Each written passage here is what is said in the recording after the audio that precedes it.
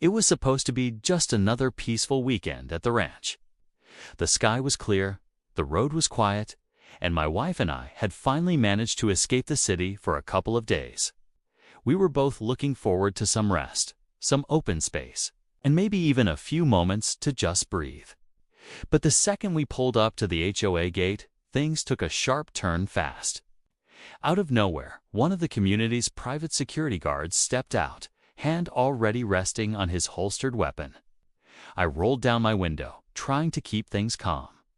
Before I could even speak, he aimed a gun right at my head. Now, I've dealt with rude HOA officers before. We all have those stories on reasonable rules, passive-aggressive emails, petty fines over mailbox paint. But never in a million years did I think a neighborhood security guy, who clearly thought he had more power than he did, would escalate things like this. What made it worse was the way he spoke loud, aggressive, like he was trying to prove something. I stayed still, hands visible, doing my best not to move. But what he didn't realize, what he couldn't possibly know, was that the woman in the passenger seat beside me is a highly trained FBI tactical commander. And she was already assessing the situation, calm but alert. Her instincts kicking in the second that weapon was raised. She gave me a subtle look, one I've only seen a few times before. It meant she was 2 steps ahead, already planning what came next. At that point, the man had no idea who he was dealing with, and things were about to change very quickly. But before I tell you what happened next, you need to know this wasn't just about one rogue guard. It was about power, assumption, and what happens when the wrong person thinks they're in control. We'd been part of this HOA community for just over a year. Bought the ranch property with the idea of turning it into a quiet retreat, somewhere we could escape to without the noise and pressure of the city. We paid our dues, followed the rules, and mostly kept to ourselves. My wife, being in federal law enforcement, liked her privacy. She never wore her badge around, never brought work home, and definitely didn't advertise her tactical background.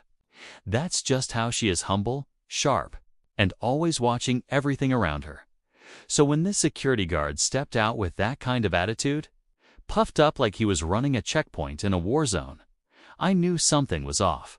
He wasn't just checking IDs or doing his job, he was on some kind of personal power trip. The HOA had recently brought in this new security company after a few small incidents, nothing serious. Just a couple of trespassers near the lake, maybe a lost hiker or two.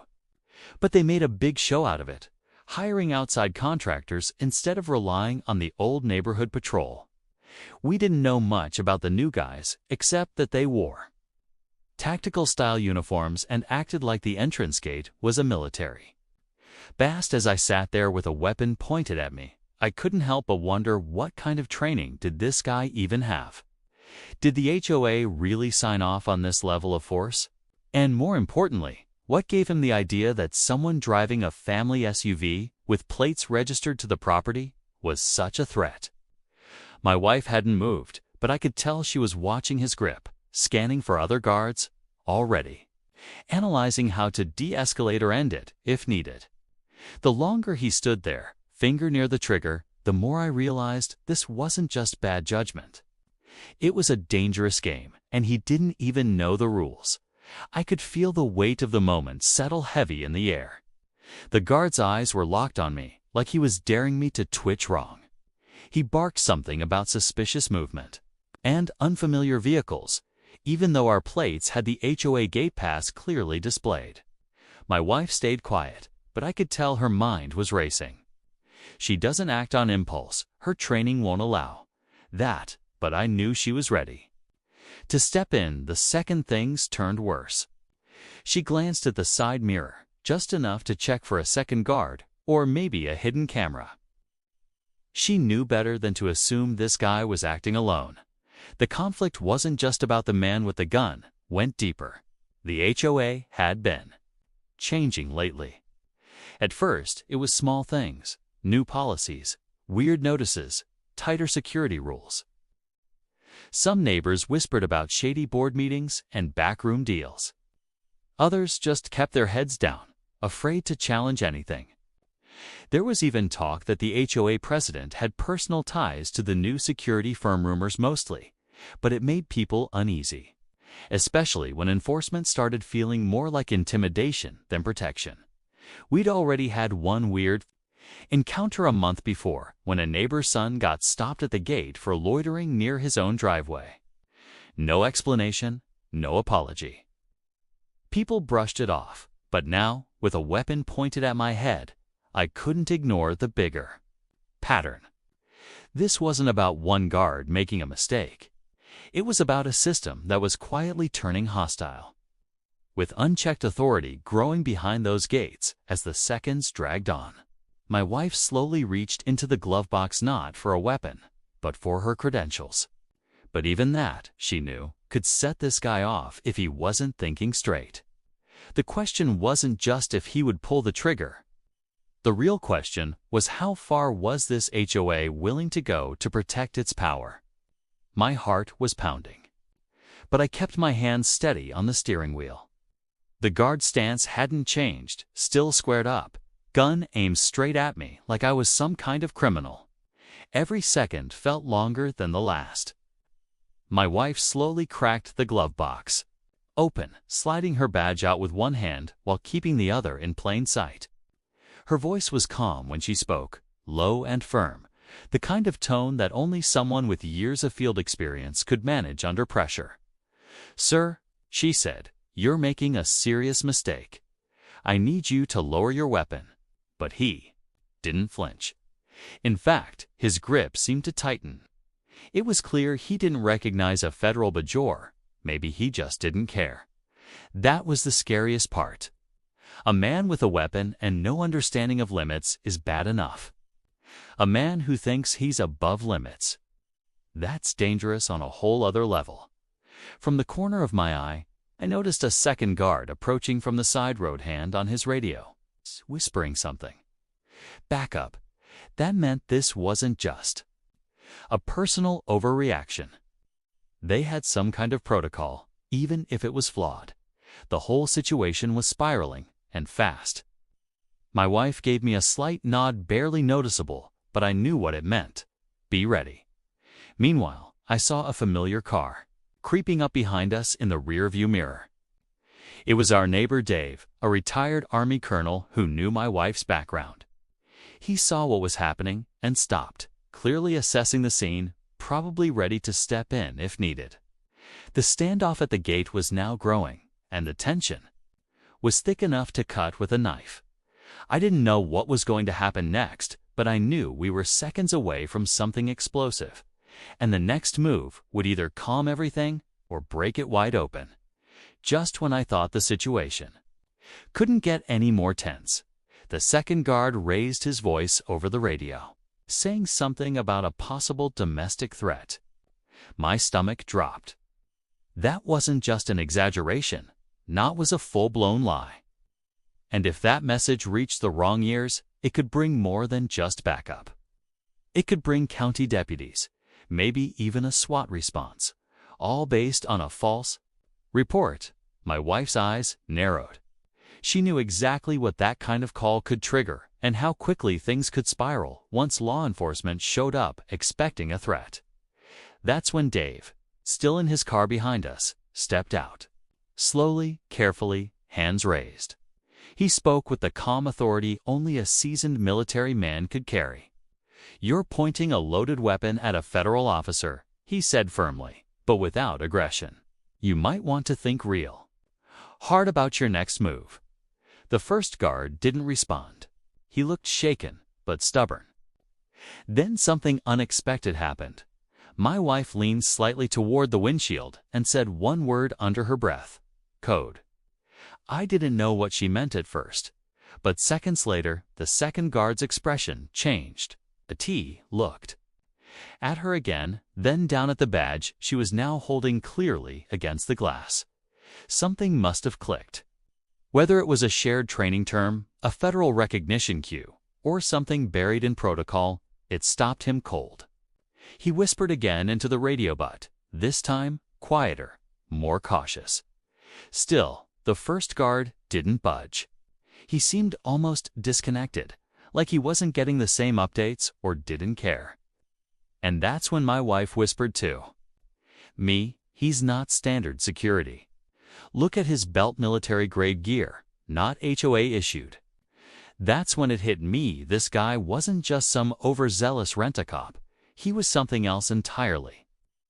And whatever he was doing at that gate had nothing to do with HOA rules or community safety. We weren't just dealing with a misunderstanding anymore. We had stepped into something much deeper and far more dangerous. Everything locked into place in that moment.